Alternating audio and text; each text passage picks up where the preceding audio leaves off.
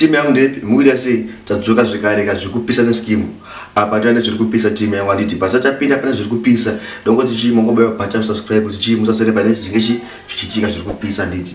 sasa tapinda munyaya yedu anhasi pane nyaya imwe yangondirwa zvake chiko mazuva anenge maviri apfuura mushure munge wingi Gafalight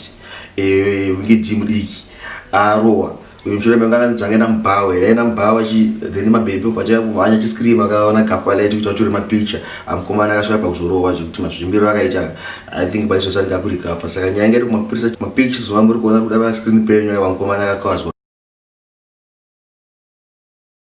achifadza zvinhu zvakadai so nanditi data unopinda munyaya yedu kune hondo yanetsa hondo ya DJ Chamuka na Levels inyaya yedu yasvika pamungo payo but kuti tisvike pamungo payo majika tobva chirombotsvaka kuti zvikufamba sei boss ndakazongoona Levels aposta achizira kuti zviranze vamwe vese munondikunda pachaiwa uye kugweru Chamuka ya kundikunde ndazviramba then vanhu vakatanga kubuka kuti aiwa rwadziwa na Chamuka chichichi ndakachivhura makomenzi ndomamwe muri kuona kubara pa screen penyu apa chora zvakawanda vari kwaso verenga muzvipese muchiverenga boza yanyaya yacho irefu then chipa kunodaro Chamuka akabva se anopindura zvanza asha akanyasonyora the respect mukoma wangu Levels makundisaiza munhu wamunokunda ndimbuya yenyu mimi munobika zvigubhu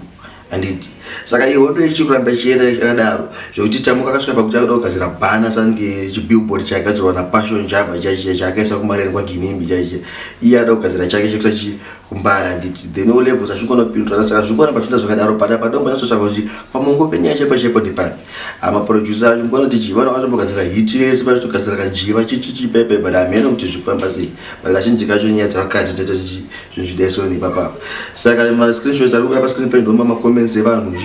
aringobuda akadaro zvisinei zvakara futi angove pachana apa zvongopinzwawo machina zvake naPassion Java papinzwa mubenzi pombi then vamwe vazhinji anzwa kuzongochema naEnzo kuti ko Enzo asirweko hanzi angoimba masiya something achikumbira vanhu but haana chari kusirwa awomaneni kuti makorokocho kuna angove pachana saka boys dzangu don't forget to subscribe zviri kupisa na skimbo zviri kupisa toramba tichikupai tosangana pachikamu chinochera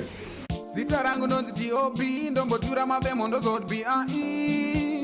I'm a man with a bag full of style. Ziso Regondo Apana ere ane namba mvonere Ziso Regondo Apana ere ane namba mvonere Ziso Regondo Panema artista kabuda offside nezuro Panema artista kabuda offside nezuro Apana ere ane namba muvonere Ziso Regondo Apana ere ane namba muvonere Ziso Regondo Pane masele bagabuda offside nezuro Pane masele bagabuda offside nezuro